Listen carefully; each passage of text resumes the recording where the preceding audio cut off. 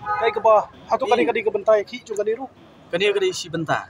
Namar nak kalian juga parti ni singi yang trai lai nila pa sipun ki city ban kan mau ya ka sorkar.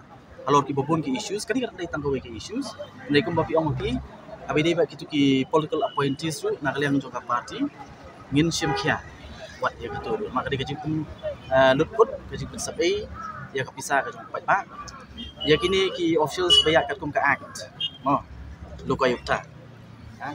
Ya kini ki question bagi ki bala song thai na. Nei kita ki political appointees lagi mui ar banano beri ba rem election ki beri ki ba chan ka party ba kumnur ngentep ki chung ki pelut ya ki. Nei kat bagi ki officials pat, oh, ki bala kat kum ka act. Barong kam thung ki. Nei ya kini pat ki mot ban suthung kat baman weng kat baman. Tinggal pas suatu wi.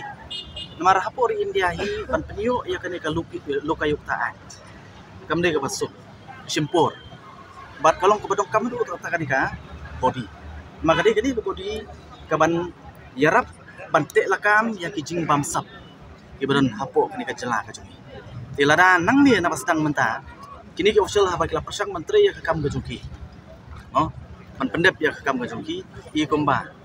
Nakaliang ka jong government persang ban tapi miau no ya kita gigi baru jadi nama ta nak kalian jungi nimi sepat mangi slow ba kalau bedok kamdu ta markum bang yong ni ke parti ke bangi bi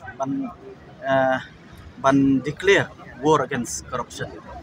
So this is the first step yang ditakasin jam ke Beringkong dan Shibun gigi yang ni sepat parti